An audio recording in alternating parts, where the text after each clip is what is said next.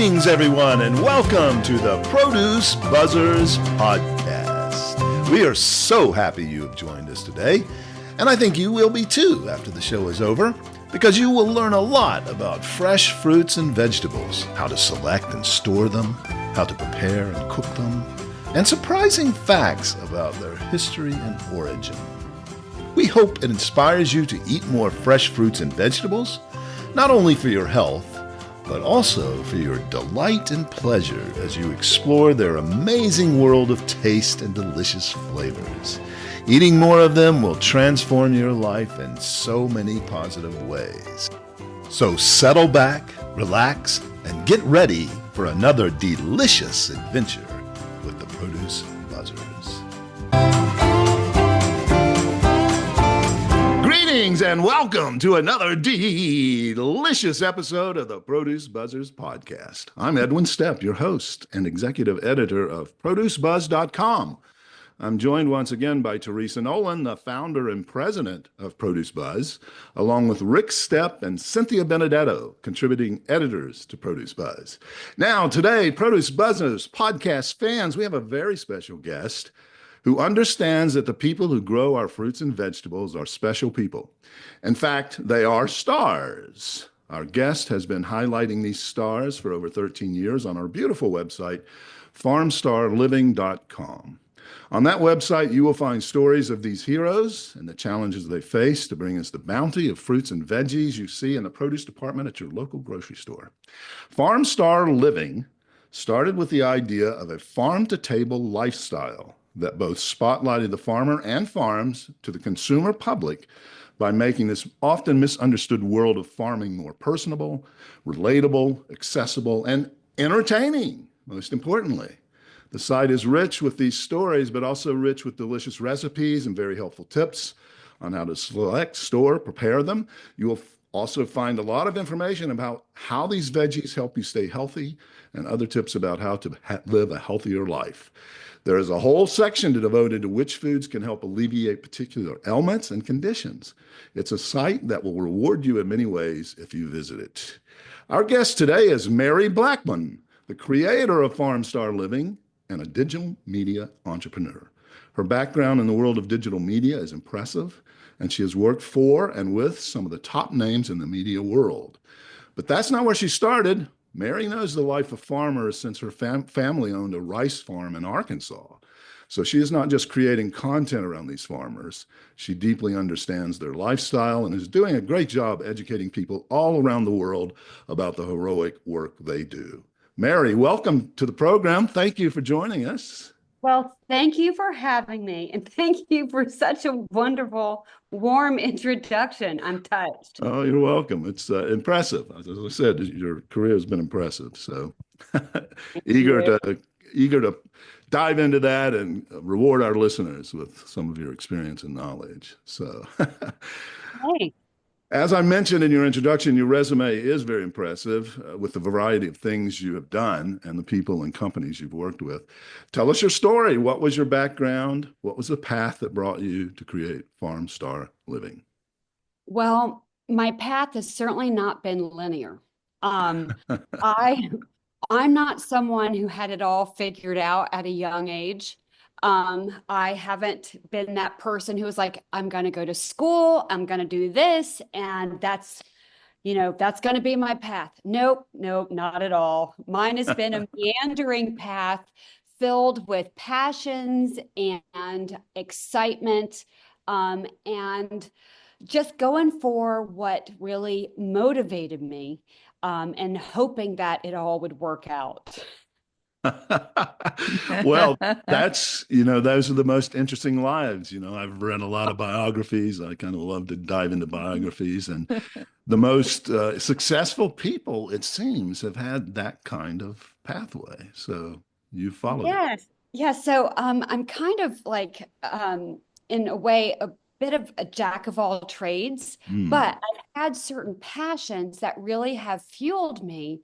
And I was willing to risk some things to make those passions become businesses. Oh, So it kind of started, I grew up in Arkansas, Then my father was the only doctor in like a 90-mile radius who delivered babies. Wow. So yeah, he was like the true country doctor. Hmm.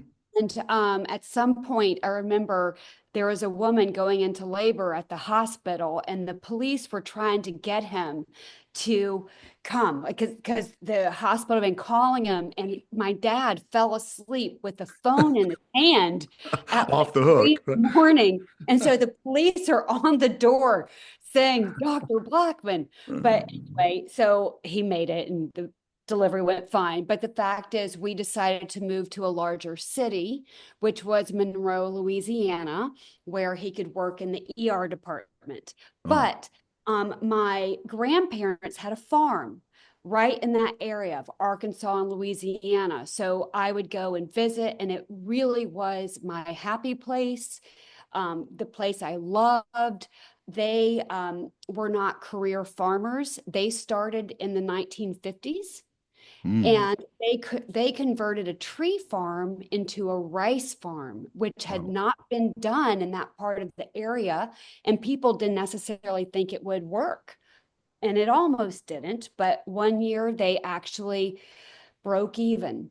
And with with that, my grandfather said to my grandmother, "Honey, I think we're now farmers." That's a that's a great story. Yeah. So Yeah, we that talk. Go ahead. Go Yeah, ahead. no, Yeah. but that's kind of, that's the pathway to farming, and it's just passion. Yeah. They wanted to be farmers, and they became rice farmers, and I just grew up knowing how important it was. Yeah. Well, we talk a lot about the challenges that farmers face here since we know it well. Our dad was a farmer and we grew up around farmers. And we recognize that breaking even is success because most years you're not breaking even. So Yeah, that's one of the biggest challenges. So you have to have that passion. They don't get into it for the fortune usually. right, right. But they stayed at it for a long, long time, and I never considered myself a farmer.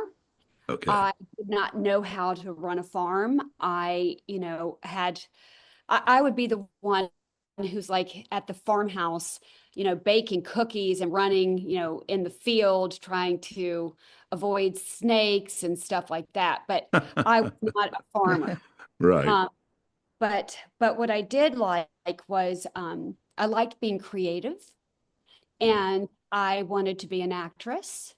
So I tried my hand at that. I ended up doing that in college, on the side, and did some TV and a film, and that led me to LA to pursue it full time. Oh, I did not like it. I did not like it as a career choice, but I loved the artistic expression. right. Yeah. But it's a bad day in acting class when your teacher says to you, you'd be really good at sales. No, that's a compliment to be a good salesman. You gotta Well, not if act. you want to be an actor. All right. So I was like, So sales. I'm not selling you that I'm this character. Is that what you're No. What So years were you in LA? that was like 89 to like 92. Okay. So I ended up leaving acting, finding my path in advertising sales, working for companies, loving that. And, I remember like when I moved to Atlanta, because I moved to Atlanta, and I got a job as a salesperson. I kind of honed my chops at telemarketing in Oh, LA. Oh God. I loved it. I loved really? it. Believe it or not, Click, I could click, talk all day click. long. I could talk all day long. But in Atlanta, I remember I was trying to get us an appointment, the magazine and myself in Delta. So I did what every salesperson would probably do. I wrote a poem and put it in a scroll and stuck it in a basket of chocolate chip cookies and had that sent to the head of marketing. Great idea. I was always doing creative things because I didn't know what I was doing. So I thought it made a lot of sense. I love cookies. I thought, I'll make a poem of all their points with their frequent flyer miles and stuff. That's creative, though. Very creative. So I just ended up sticking with that, got a job promotion to New York. I eventually went to internet stuff, although I never considered myself a techie ever. But they're like, don't worry, we can teach you that. So I got involved with Wired at the time that they invented the ad banner. So my role was to teach ad agencies and clients how to use the internet as a marketing platform via an ad banner and sponsorships and stuff. So I've basically been in digital marketing now since 1996. Oh, wow. So where did you go to college? Did you go out in California? New Orleans, Tulane. Oh. But eventually the internet, I decided to become an entrepreneur and started a company based on a passion I had. And that was about self-care, spa appointments, wellness, making it affordable. So I did that, which was prior to Groupon. So it was like Groupon model for spas and resorts around the country. And it ended up taking off. So I decided to take the plunge and really try to make that happen as an entrepreneur. I think for most years, I barely made a dime. One year I had $13,000 and then I got in a car wreck and didn't pay my insurance. So that took my entire, That's awful. year. Oh, it's fun. It's just, you just learn how to bootstrap, right? Yeah. Bootstrap. So, The so school of hard knocks. oh yeah. So yes, but I had to pay off my car because it was leased and whatever. But the fact is I moved back to LA because that's where the spas were, where I never thought I'd be living again, but I did. And I stayed there until I got a phone call one day, many years later, from my uncle who was running the family farm. And he said, Mary, I have just accepted an offer to buy the farm. You have, with your brother, the same offer. Actually, it wasn't quite as good, but he's like, but you could take this and continue on with your life. And then that's when I decided I did not want to sell the farm. And I realized that to keep the farm, though, meant that I had to be there. So I ended up leaving my internet company and moving back to the farm. I actually thought I could continue running my internet company from the farm, but I couldn't get internet. I barely had cell service. And I realized that it was going to be so hands-on to run this farm that I could not do both. I mean, it was going to be a lot of work. So I had a real decision to make. And that was, at the time, the internet company had been great. I had a lot of success with that. I had a lot of women I'd been helping to have more self-care, and I had inspired that. And I had great sponsors like Procter & Gamble and Johnson & Johnson, and had some interesting things happening. But I decided to leave that since I couldn't do it both. And as one farmer told me, he said, Mary, you can't put your ass in two saddles. And that was Will Harris of White Oak Pastures. Love you, Will. It's true. So I ended up fully focusing on the farm, left LA, and ran a rice farm. Yeah. Wow. That's amazing. So he took a page from Sweet Home Alabama. Can't ride two horses with one ass. Well, he's actually someone I met later, but I just love that phrase because I realized, Perfect. yeah, he runs White Oak Pastures, which is a ranch. He's a multi-generational rancher. He decided to take his ranch back to the olden days style, making it organic, biodiversity, and has done just an amazing job, even with a processing plant there that I've toured. And let me tell you, it is the cleanest place I've ever seen. He'd be appalled if he walked into my house compared to his. Well, that's fascinating. Again, I love your passion, and you followed those passions even though there was a lot of uncertainty, and that's There's what all I'm getting. Yeah, certainty. but you also, it's sort of like, you talk about a lifestyle and living life to the fullest on your website and doing it, don't be afraid of that uncertainty. Just go for it. I mean, not without some thought, but that's what Right. I'm getting from you and your career. You started out, my career has not been linear. And then now we see that you have had lots of options and you dove into ones that you felt most passionate about. And Yeah. she seems to get more than her fair share of the creativity with the grandmother and the grandfather. So it had to, her ilk.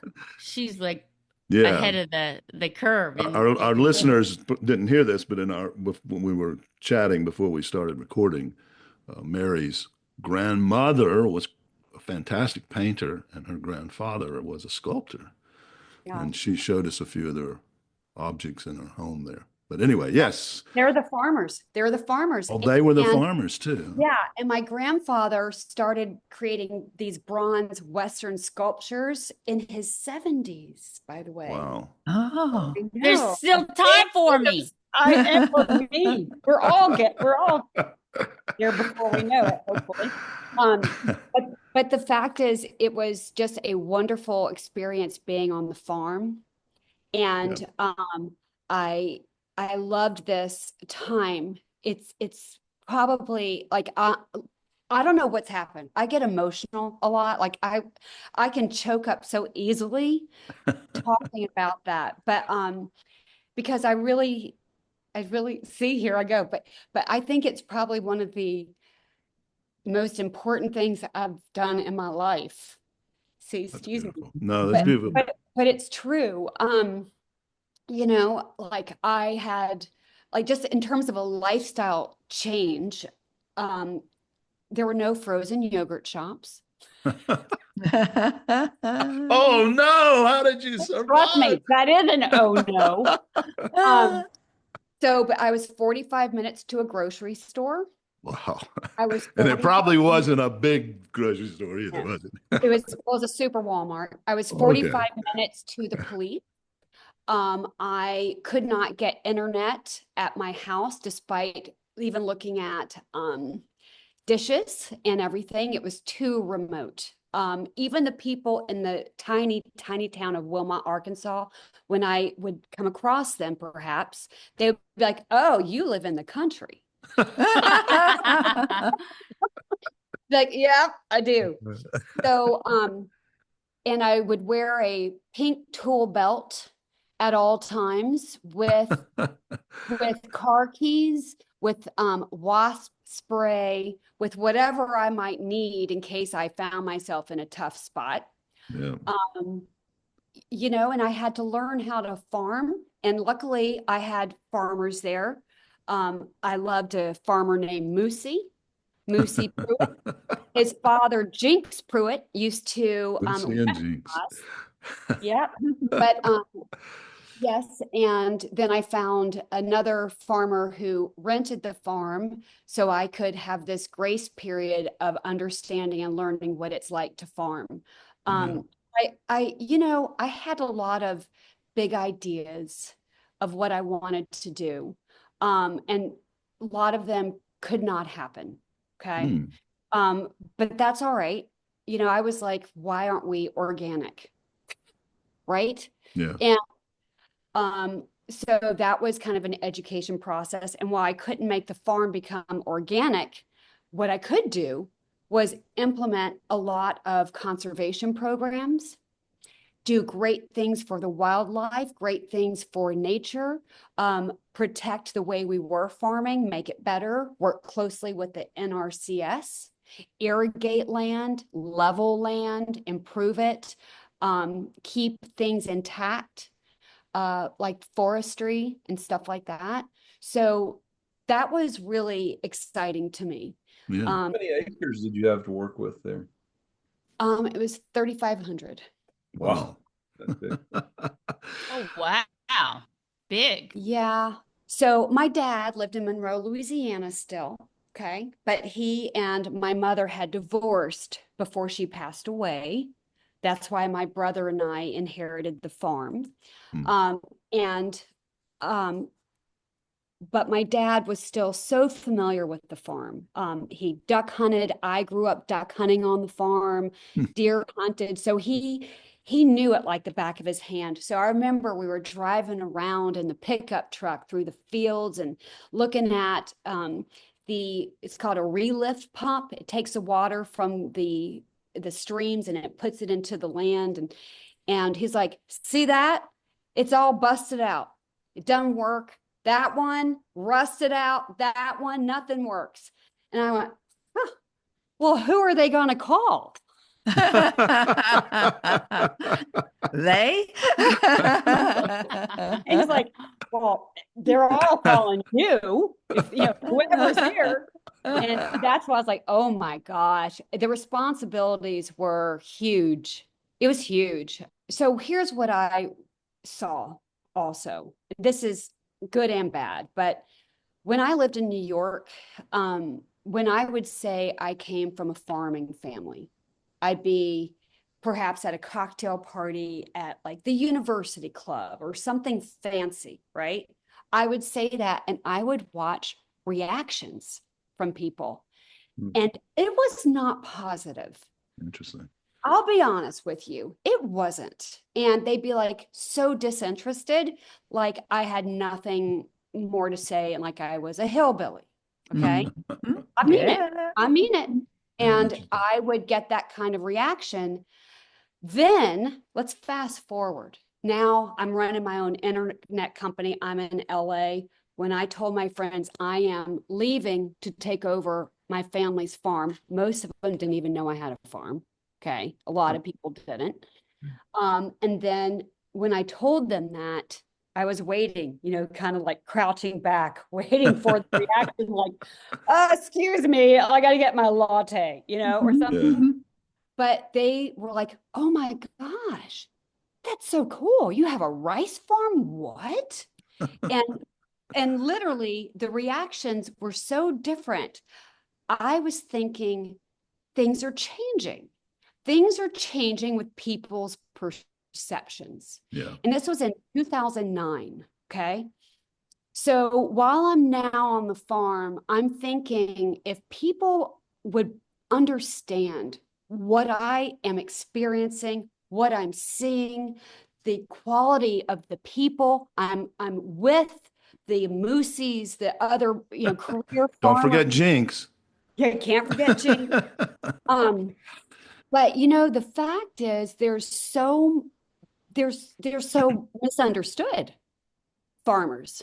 Yeah. And I thought I need to create an internet company because that's all I know at this point, right? Ad sales, running my own company, building content. But I'm like, if I can make something that would share how cool these people are and how smart, because farmers have to be smart on so many different fronts. It's not just farming, it's the stock market, it's finances, it's energy, it's skills on fixing things. It's like this whole range, as well as the type of people to take the risk, year in and year out. I'm like, people are not the public, they don't understand. So that's when the idea of creating my internet company came. And I was mulling that over for years before I launched Farmstar Living, which I, of course, couldn't do from a place with no internet. So I ended up moving to Atlanta. My brother lives here. He's here. He's a doctor. He's got a family, had a baby on the way. He wanted to be on the farm more, but he had real issues, going on here, not issues, but responsibilities. So, Yeah. but I just started traveling back and forth to the farm. And that's when I started Farm Star Living. And people were like, what? It's a thing on farming? What? I'm like, you don't understand. And then I kind of had the phrase, I'm bringing sexy back to farming. Well, that's great. I like that. Nicely done. Hmm. And people are like, well, you don't look like a farmer. I'm like, well, what does a farmer look like to you? Yeah. What does a farmer I got look my hog washers. I look just like a farmer. Yeah. Overalls, number one, overalls. And you know what? I love overalls. I Yeah. started wearing overalls all the time, but I'd wear like rock star cowboy boots with it. I try to hip it up just to turn it on its ear. And I Right. remember that year when I launched it at the Super Bowl, they did the TV commercial for the Ram with the Paul Harvey video, and God Made a Farmer. I'm missing that one, but Oh, you guys, it's brilliant. I'll look it So up. when I saw that, and it was the biggest commercial of the Super Bowl, and it was all about farming, and it glamorized the life of a farmer and how essential that farmer is. I was like, thank goodness, I know I'm on to something.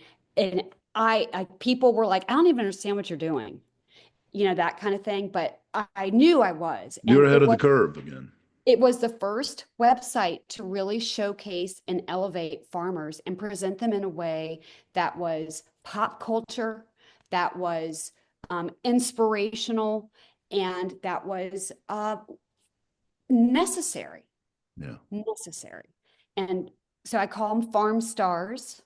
And so I would say the way we've made chef stars, we should make farmer stars. They are farm stars. So I called them Right. farm stars, and it just went on and on. And now I'm in my 13th year. Well, congratulations. Wow. You brought so many of those things together, and again, I go back to something I'm so impressed with is that you all these opportunities kept popping up in front of you, and you followed your passion, and you experimented with a lot of them, and then now you've brought them all together. And so that to me is impressive. So congratulations. Well, and finally, I put those acting classes to work. I started doing videos for my clients because I could afford myself. Like if you try to hire somebody and all this, I'm like, let me just do it. So I would do it, and I did pretty well, like, doing videos to educate people on, the health benefits of a potato, because potatoes are really good for you. Or then we got into recipe videos, and I am not the best cook. I will not lie.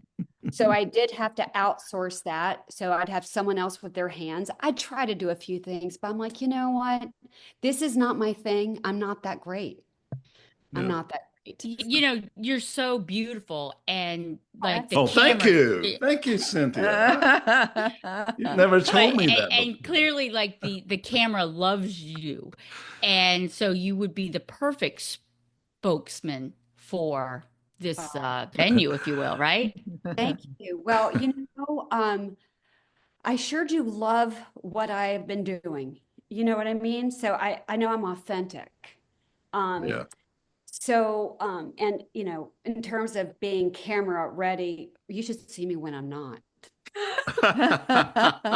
Oh, trust me, on the farm, I don't think I wore makeup for I don't know how many years. How liberating is that? Oh my my God. God. You should see me. The whole world is a beautiful, fascinating, fulfilling world, farming. It truly is. It's unlike anything else I've ever experienced. And that's why I wanted other people who don't have that perspective of farming to hopefully relate to it. And I was telling people that farming is the next frontier for media. It was one thing that had never really been done. This was before Modern Farmer magazine, which really did a great glossy job, a more upscale approach towards farming that came a handful of months later. But again, I was like, this is right. You know, Yeah. and that's what I started seeing in grocery stores, the pictures of a farmer in Whole Foods. I remember when I saw that, I was like, this is great. You know, and then later I would see the billboards, you know, farm to face, you know, with someone eating something fresh. And it became much more mainstream, but it wasn't really something that applied to a way of life. And farmers were not really mainstream in consumers' minds. Yeah. And if they were, it was again the old perspective of farming. So I just really wanted to change the way people felt about farmers and the whole process of farming. Yeah. That's great. I do want to say something about the produce industry. Yes, Um, please. so I will tell you, I didn't grow up in produce, right? But being now with Farm Star Living, I wanted to work with farmers, and it didn't matter to me what, you know, what they did, just farming in general, farmers in general. And I will tell you that I can choke up again. Go This is so ahead. silly. That's No, beautiful. I just, I absolutely loved all these people in the produce world. I mean, they were just so open and kind and welcoming. And, you know, a lot of people didn't know what I was about. Like, I don't understand what you do. You know, I'm so used to all that. Yeah. But they were so kind to me as an outsider. And I really found my crew, my group there. And it made me feel so welcomed and a part of something because you know, for most of my life, I have felt very much um, as a kind of an independent, kind of on the outside, you Yeah. know? And they made me really feel like I was a part of something. Right. And I have a lot of people there to thank for that. So that's why I just love the produce world. And I Yeah. ended up having many of them as sponsors. And, you know, I don't even know if I've done contracts. I mean, most of them have been on a handshake, you Yep. know, They're but true to their word for the most part. Yes. They I know. understand the I know. importance I of think it. that would, I would agree with that, from farm to maybe not necessarily table, but farm to at least wholesale level. I think that the people that we have had the good fortune of interacting with are are really salt of the earth, and you know, and Exactly. yes, Exactly. I'm sure Yes. Teresa's had some very similar experiences she's talked about, and Oh, through, you yes. know, she left the produce world for a while after getting married, and she kind of stumbled her way back into it, I think. But I was never going to be back in produce.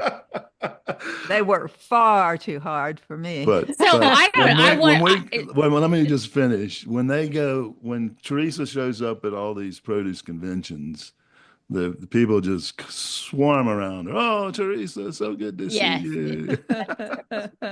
if I would make a phone call to a retailer and I would go, Teresa Nolan told me, I wouldn't even finish. Like, oh, Teresa called for you. Yes, you like I get appointments, I get lunch, I get, you know, like Teresa like definitely had the juice. Absolutely. And remember that one grower that he's like knew she was a force to be reckoned with. He goes, and he was like, she comes off as this little Southern belle. He goes, but do not underestimate her. Thank you. Thank you. Well, I'm glad you brought up the fresh produce side because, of course, that's where we focus. And I know you've, for over the past decade, you've been dealing with these folks. Let me ask this. What would you say are some of the biggest challenges that these produce growers face? Um, well, there's different perspectives for that because it could be in their operations, right? With Yeah. I think having so many layers of legislation or requirements and paperwork, I would interview so many different farmers who like, it's just, they're getting buried with all the details. Right.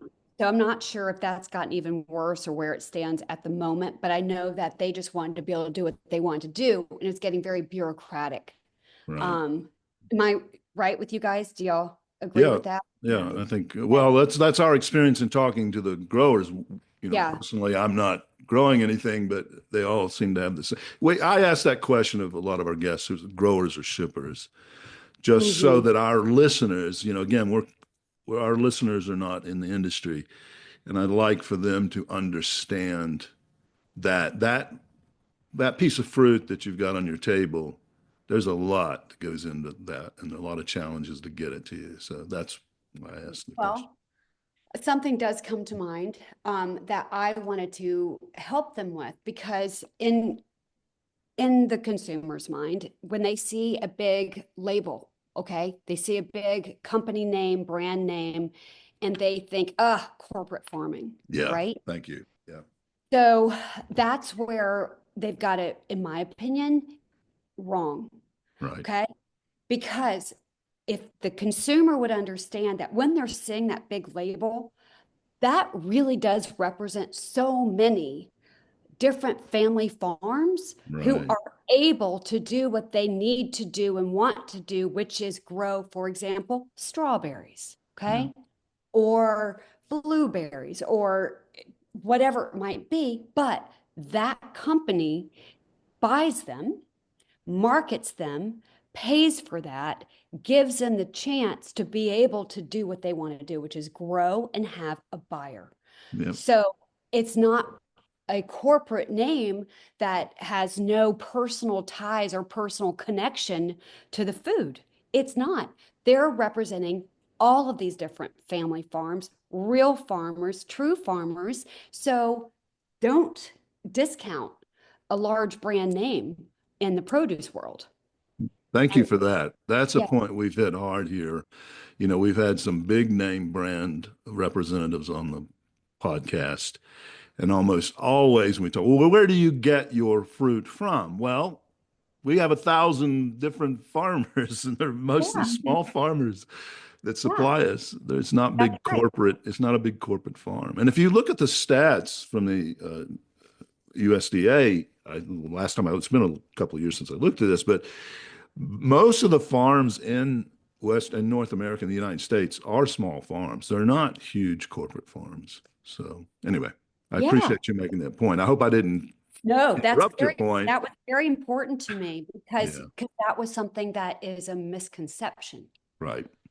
that I wanted to try to you know, destigmatize. Yep, yep. And you're dealing with them on a day-to-day basis. You see it. I know you've got some videos on your website of Yeah, being in yeah, those farms, on those farms.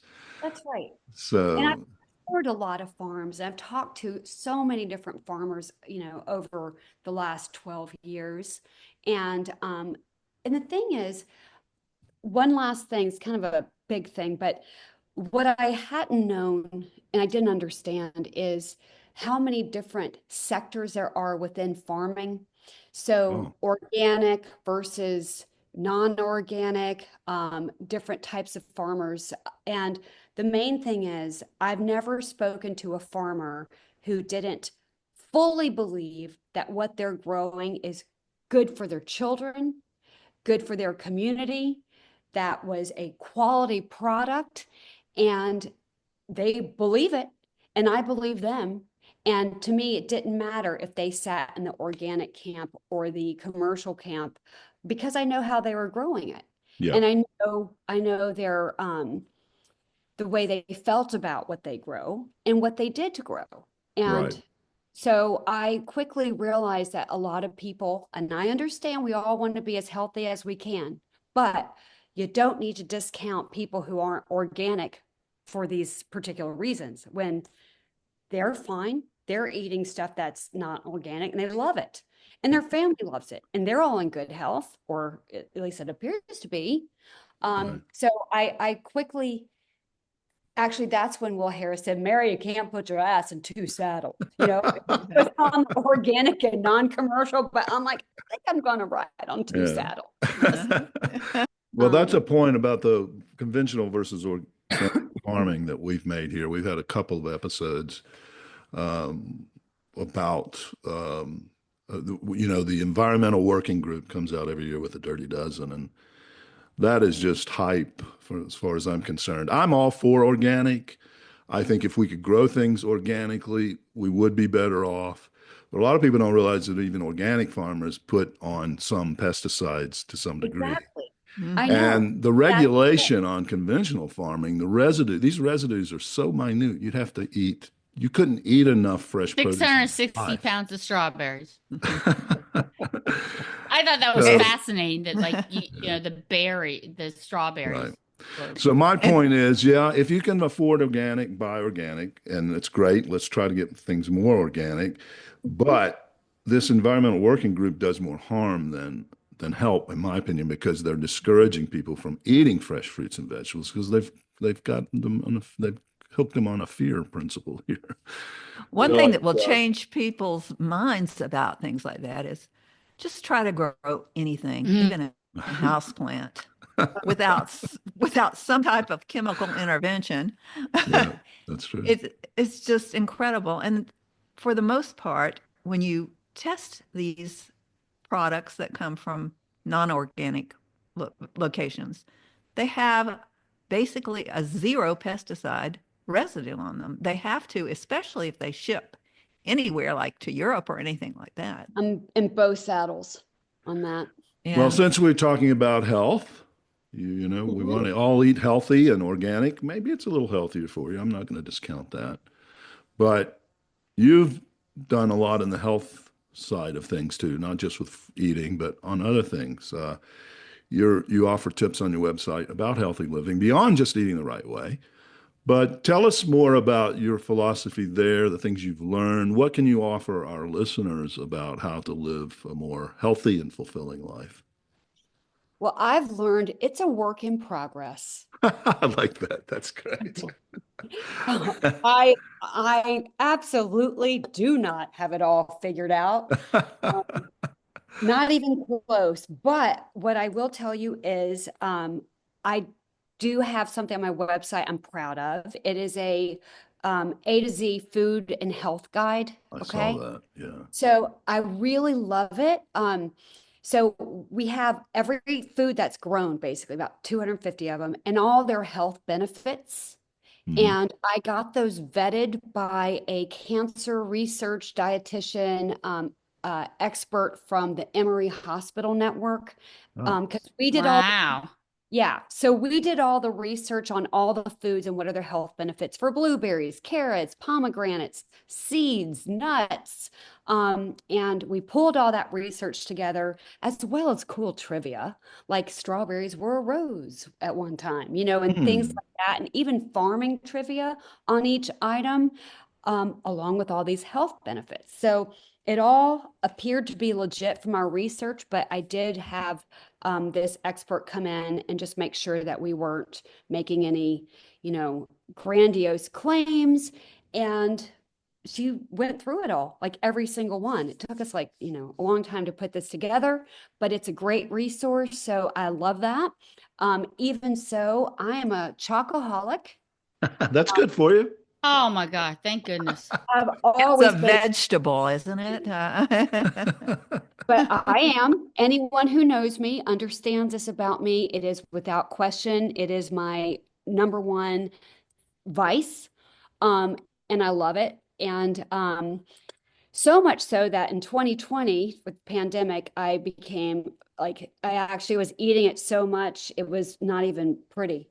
It was peanut butter with a bag of chips. I got to the point where I probably even shouldn't say it, but I'm like using my fingers for the peanut butter with the chips. Sounds good. Sounds And good. Yeah. my nephew called. He's like, Mary, he goes, Mary, I think you've gone to rock bottom. Let's call it rock bottom. I was like, You had you're that so intervention? right. Your family had Basically, 'cause intervention? I was at this point like, who cares? Who cares? I didn't care. But so the next year I got myself into health and wellness school because I was like, Oh. I need some boundaries and some structure around this like bad eating that I've gotten into a big habit about. Okay. So I did. I became a registered health and wellness and nutrition coach. I don't Oh. practice, but I am one. It's Oh. helped me a little. Okay. But the fact is, the produce world made me love vegetables. Love, love, love. And I eat steamed vegetables almost every night. Love How do them. you steam them in the microwave? No, Rick. on the stovetop. Yeah, I know. Rick Yeah, we have an irradiates ongoing them. We have an ongoing joke with Rick because he microwaves everything, and Cynthia and I I are. don't microwave everything, I'm kidding. mostly vegetables. Anyway, so But I love you vegetables now. Y'all, you no, eat I steamed never ate vegetables that every well. night. Yeah. I never ate that well because I'm one of those like person who was always running at a million miles an hour and at the farm, are you kidding me? I would do the honey buns. I would, it wasn't the good healthy stuff. I had to go to Super Walmart. And at the Super Walmart, I started thinking, wow, I could buy this can of green beans for 70 cents or buy these fresh green beans for $1.85. And I started getting a Walmart mentality, believe it or not. And I was like, that's too expensive. How much is that? I'm serious. That's how it's amazing how that environment came into my head. Yeah. But getting into the produce world, I valued it, appreciate it, and I incorporate vegetables into like probably every day. And Yeah. Could you explain to the non-Southerners out there what Mhm. doing the honey buns means? Okay, so honey, That's good, Rick. We know, but they don't. okay, so a honey bun is like it's kind of like a big Cinnabon that you would get at a gas station. Oh yeah. Texas. Okay. Wrapped in to me, that cellophane. doesn't come. Yeah. And Yeah. they have lots of sugar on it. That's how I That's pick. I right. go through the box and see You who's know, got the mess. but then you take it home and you put it on a skillet. Oh, I never did that. Oh, that's real Southern there. Okay. Yeah. So, I mean, it was just one of those, Fried honey bun. right? Okay. So I am not a role model for health and wellness throughout my life, for sure. However, I am so much better when I got into the produce world. And they became friends, sponsors, and I really understood all that went into that. And I just appreciate it so much more. And I do think knowing where your food comes from like this, having a connection to the fact that it's really people who are behind it, and you see them and they're fabulous, wonderful, caring folks that actually put that broccoli there for you to buy and have tonight. It's a big deal. And that changed my health and wellness. And then I, slip up from time to time. Then I have to get back on point. And then I slip up, that's with too much chocolate, too much sugars, whatever. Mary, we should talk off camera because I bet you we could do a good recipe of baking those honey buns. Let's do it. Well, And I then, love. like this, ignore she's the. twigging her Coke there. I love the way you started this because, I think most people, you've got all this on your website about health and wellness, and it's fantastic. It's great information. It's very motivational. But you started with, it's a work in progress. And I think It that's is. something that people have to understand. You don't have to, you try to be perfect, but it's impossible to be perfect. So do the best you can.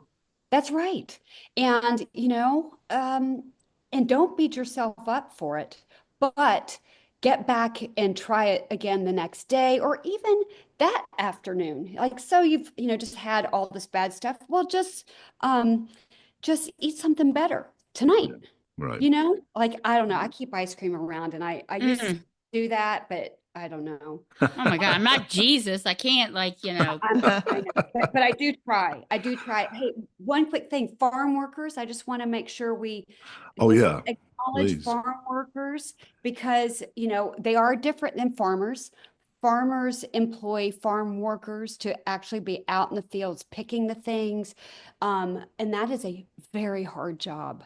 Okay. So hard. I learned about this being on my farm because some people I was working with actually pick sweet potatoes and they end up saying it's the hardest job they ever did. They ended up quitting. Why? Describe it. What's hard about?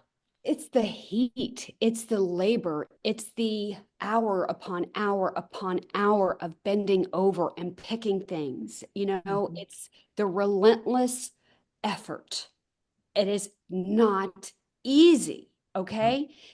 It is backbreaking and it's hot or it's wet. So the thing is, farm workers really do this and they do it really, really efficiently. Efficiently, I was going to say that. Yeah. They Yeah, just motor.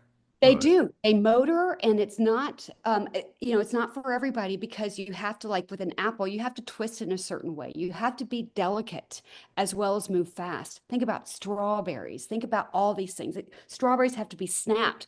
Sue Harrell of Florida Strawberry Growers Association has taught me how you properly snap a strawberry. Okay. And it's beautiful, but that's what the farm workers have to do.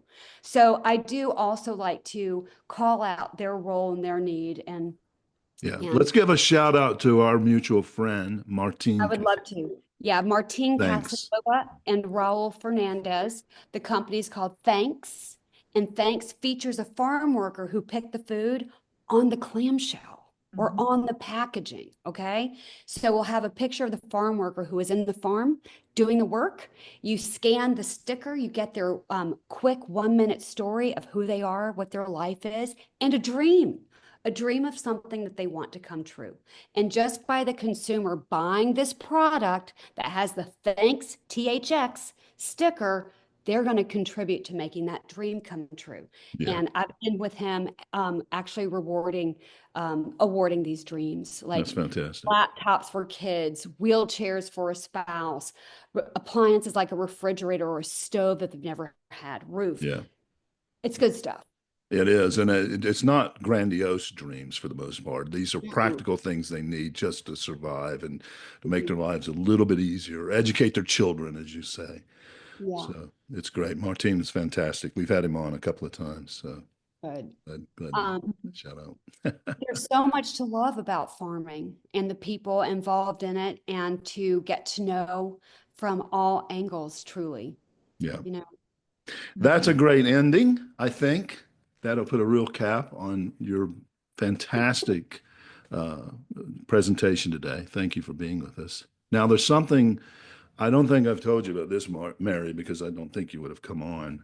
Mhm. But there's a there's a ritual that our guests have to go through to come on the show. What is this? It's pretty Sorry. it's pretty painful, Mm, but yeah. you have to sit through it because Okay. that's the price to be paid to be on the show. Okay. See, now here's the deal. Teresa loves puns, Do? Okay. and all the puns she loves are really bad. Mhm. But in every episode, we have a segment we call Home Grown. You get it? Home. I do. Yes, okay. And Teresa brings a pun, and she tells this pun, and it's usually in the form of a question. And we try to guess what the answer to the pun is. So she'll give us the pun. We'll take a few seconds or maybe a minute or so and see if we can guess it. And then if we can't, she'll tell us. But you have to sit through this. It's the punishment. All right. I'm Okay. game. Okay, so here we go. Okay, Produce Buzzers podcast fans, it's time for your favorite segment on the Produce Buzzers podcast. Yes, it's time for Home Grown. But no, don't run away. Don't turn the volume down. Don't shut us off. You have to listen. Teresa, what's the homegrown of the day? Well, did you hear about the scarecrow that won the Nobel Prize? And he do you know what it was for? And what did he ask to be served at the awards dinner? Okay. All right. So a scarecrow actually won a Nobel Prize. Well, yeah, that's maybe not impossible. And so what was his Nobel Prize for? And what did he want to be served at his official dinner? Correct. Okay. Rick, come on. You're usually good at these. Well, because he was outstanding in his field, and he was to eat crow. He what? He what? He eat crow. I love that. That's a really good guess. Yeah, the first, Yeah, first that part was is right. He was outstanding in his field. Okay. Yep. Cynthia, Yep. you got any And I like guesses? your answer. I like eating crow. Yeah. I Outstanding did in his that field. at Tanaka's farm. I was outstanding in the field. I like that. I took a picture. How about you, Okay. Mary? Any guesses? Well, for what he would eat, I'm thinking something like Corn on the cob. Yeah, it's gotta be something. I got it. I He don't was know. he was outstanding in his field, and he asked to be served strawberries. You got it. No, stop. You're supposed to be groaning right now. Oh. It was too easy, wasn't it? No laughing aloud and awesome. Next one should be like, Okay. and the scarecrow was a teacher, and she was the only one in her. She was number one in her class. That's so funny. Okay. I'm one, so Teresa. sorry. Mary, you have I a have very one more question. When you were farming rice, when you're growing rice, and you couldn't find any frozen yogurt stores, did you ever think of opening up your own chain of rice pudding stores? No, Yes. not like this chocolate. Rice Krispie. No, right. What's the chocolate that has rice? Couldn't you in it? make some mochi out of the rice and make that chocolate? I'm sure you Okay. could. I'm sure. We're punishing you too much. Mary's got a very pained look on her face right now. So we're gonna let you go. About the rice. I've just had too much fun. Oh, we loved having you. Well, this has been great. Thank you so much. Really. Thank you. I've loved meeting all of you and having a chance to share my journey. And thanks for caring Yes. that having me on. You're doing a great job. All right, Thank you you guys. again. Thank you. Yes. We'll see you. Okay. Bye-bye. Thank you. Well, thank you, listeners, for tuning in to the Produce Buzzers podcast, brought to you by Produce Buzz, the gathering place for lovers of fresh fruits and veggies. We hope you were entertained a bit and educated a lot about fresh produce. Be sure to join us next time, and please tell your friends to do so as well. Like, share, and comment on our Produce Buzz Facebook page. And check out our website at www.producebuzz.com. There you will find articles about fresh fruits and veggies, how to select, store, and prepare them, as well as lots of interesting facts about all the wonderful bounty the earth provides for us. Until next time, be fruitful and don't forget to veg out.